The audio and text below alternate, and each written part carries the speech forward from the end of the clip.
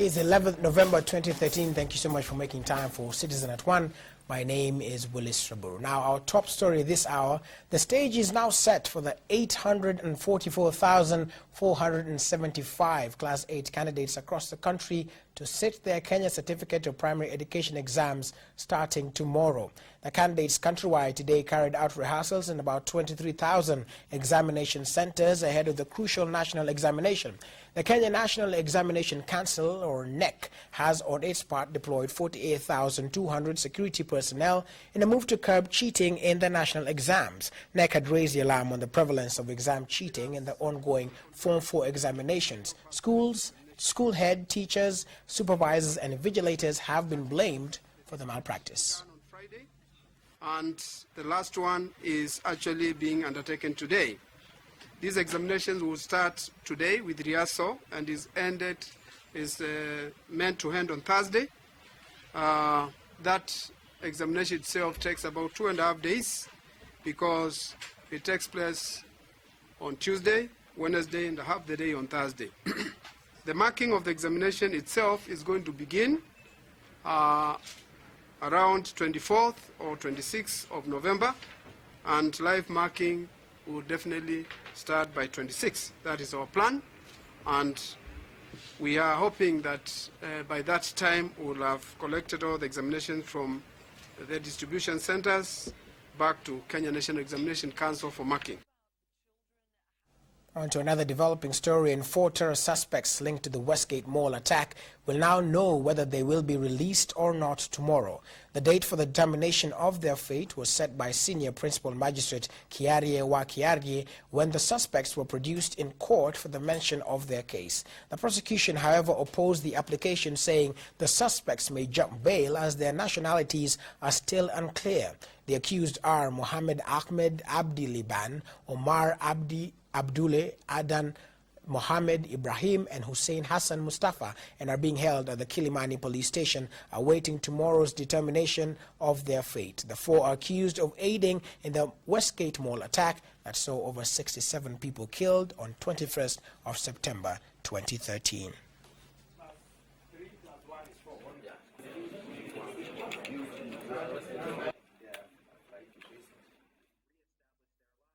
Still in the corridors of justice, the High Court has this morning adjourned the hearing of the case filed by journalist Walter Barasa seeking to block a warrant of arrest issued by the International Criminal Court against him.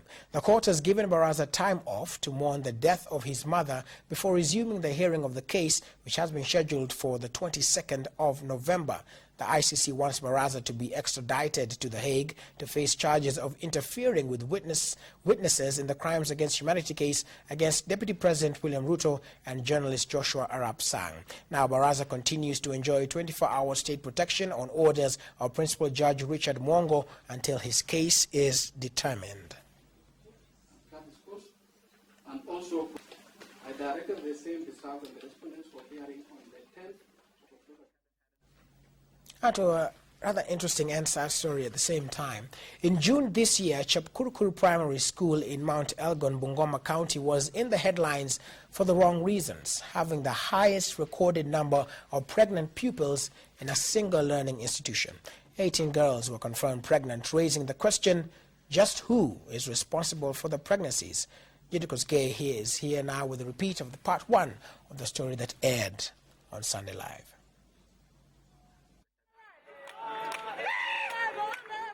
Mount Elgon, an extinct volcano whose people's brutality exploded in 2005.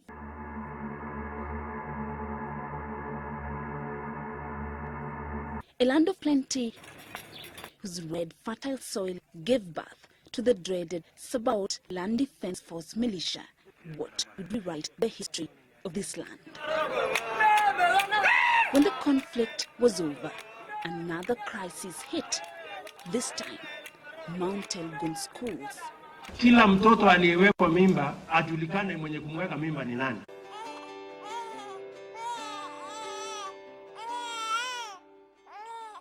Ajulikane mpaka sasa.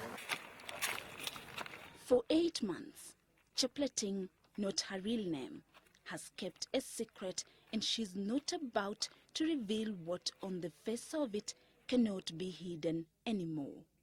She tells me her school uniform is now too tight, her stomach too big, her fear and shame too much to bear.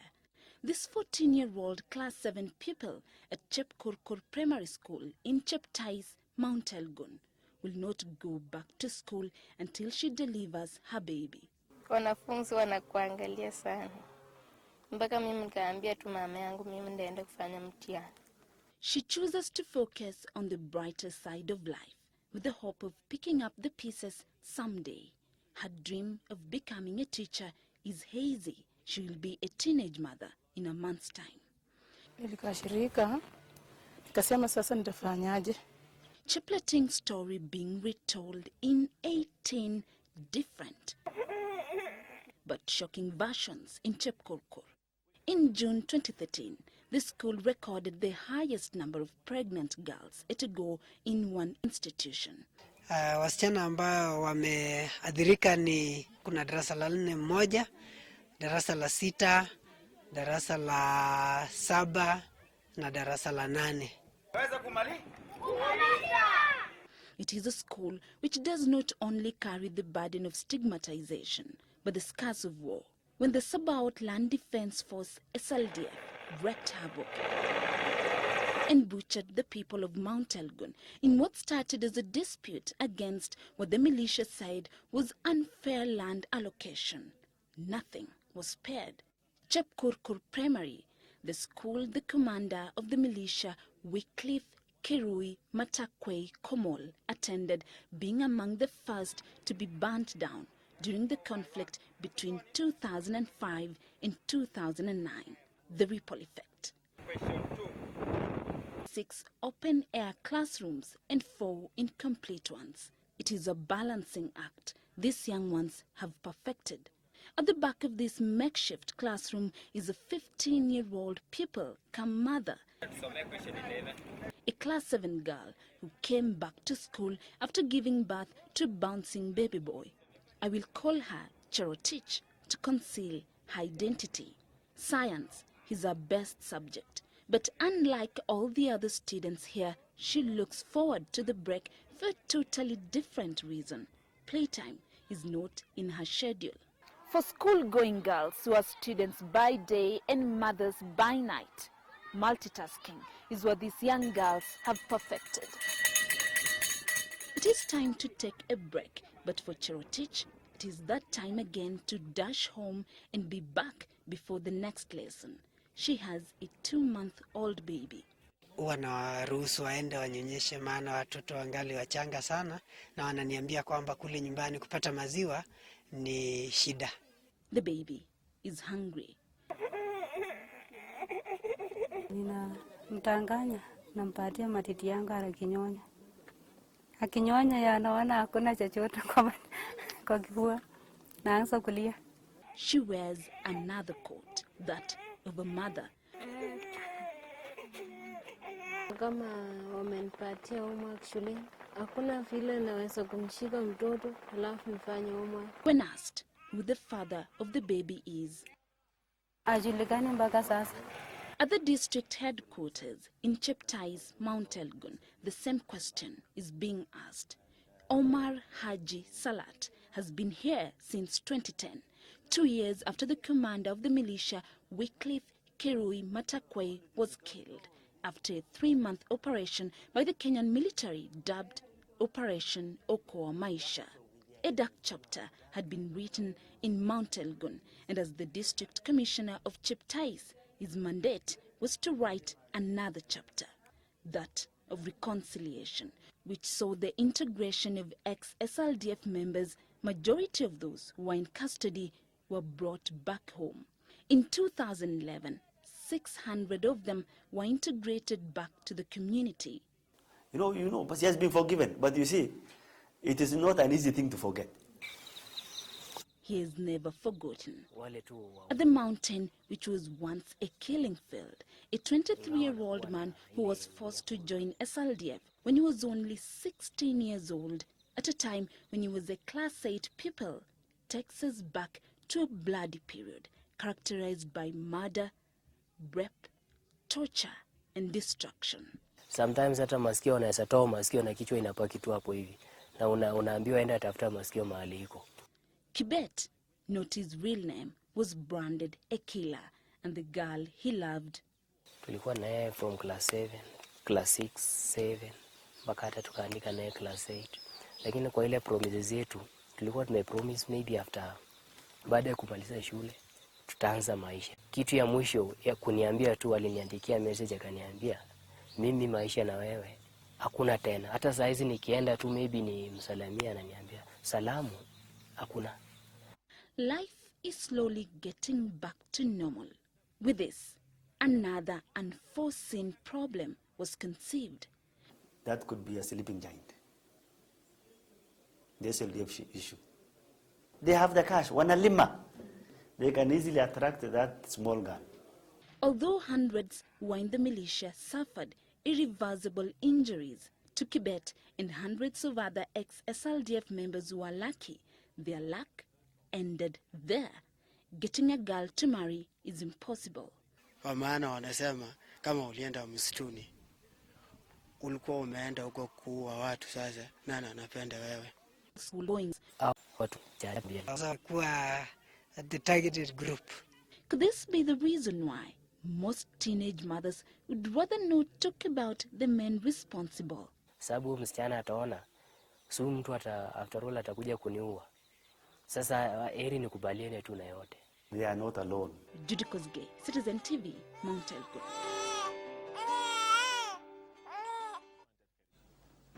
Indeed, a very sad state of affairs there leaves more questions than answers to which we will be seeking to try and get today on Monday Special, where the focus is teenage pregnancies, and part 2 of Westgate, whose babies airs as well. Time for a short break now, and when we return, we will be looking at how money was changing hands in business and also sports. Stay with Citizen at 1.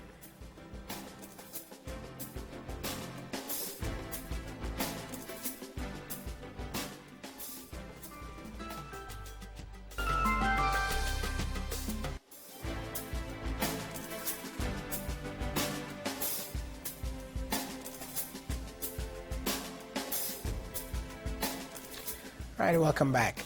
And as the candidates across the country prepare for the KCPE examinations tomorrow, school heads have been warned against holding onto school certificates for students who have completed examinations over unpaid school fees. The chairperson of the Parliamentary Committee on Education, Sabina Wanjiru, said it was wrong for head teachers to withhold the certificates from their owners.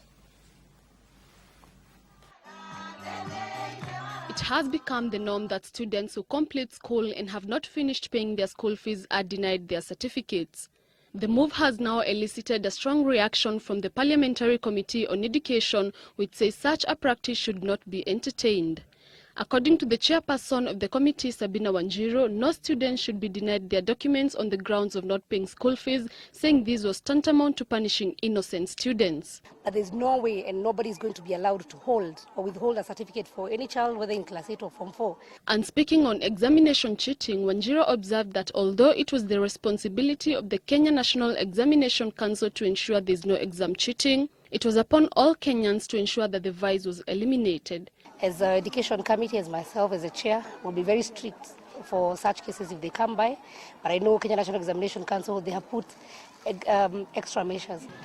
She was speaking at Gadhinja Primary School, where she distributed shoes to school-going children.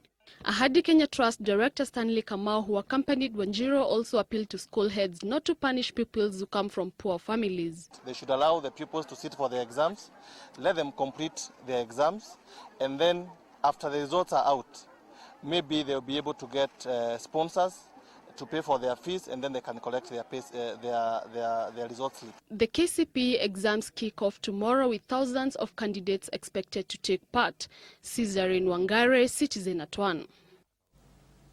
And the chairman of the Constitutional Implementation Committee, Charles Nyachai, has warned of chaos in government if the different arms refuse to respect each other's mandates a statement that is seen as a warning against the continued fallout and friction between Parliament and the judiciary. Parliament recently ignored a High Court order barring the tabling and discussion of a report recommending the investigation of 6 members of the Judicial Service Commission, while the JSC members ignored summons by a parliamentary committee asking the commissioners to appear before it.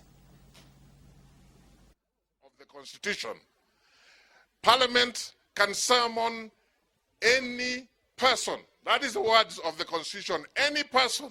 So it means Parliament can summon even the President. That is very clear. So therefore, I have no hesitation in saying that the Judicial Service Commission members flouted the Constitution when they failed to appear before a parliamentary committee. That is the Constitution. Having said that, Mheshimiwa, if you look at Article 159 of the Constitution, it gives, on behalf of the people of Kenya, it gives judicial authority to Parliament to exercise on behalf of the people of Kenya. And therefore, if Parliament as an institution takes the view that it cannot be subject to that judicial authority, then we have a crisis. I'm in complete agreement that it is not the place of the judiciary to control the internal workings of Parliament. Now, the Center for Multi-Party Democracy has added its voice in asking President Uhuru Kenyatta not to assent to the controversial Kenya Information and Communications Amendment Bill that seeks to gag the media. CMD wants President Kenyatta to refer the media bill back to Parliament for amendments to safeguard media freedom. The body is asking Parliament to review and amend the bill to ensure that gains made in media freedom are not eroded. And of course, we know how much this country has grown in terms of media liberty, including democratization of this country. The proposed tribunal, which was proposed in the bill, was the proposed Communication and Multimedia Bill tribunal on the enforcement of professional ethics for the media and the journalists would be a necessary duplication of roles, if not outright usurping of the mandate of the Media Council. The tribunal's role, as spelled out by the MPs in the amendment of the bill, would be to amend Section 102 of the current Information Communication Act 1998. And that is a necessary duplication, and I think I'm going to pass to you this press statement for you to capture. At the same time, the Media Act of Cap 411 of 2007 gives the Media Council an almost identical mandate. Of course, that is also spelled out. So we didn't expect that to be of necessity because, again, the mandate of mandate may mediate or arbitrate in disputes between the government and the media, between the public and the media and intermedia. So these mandates were already given, and we thought it was not really necessary to have these amendments.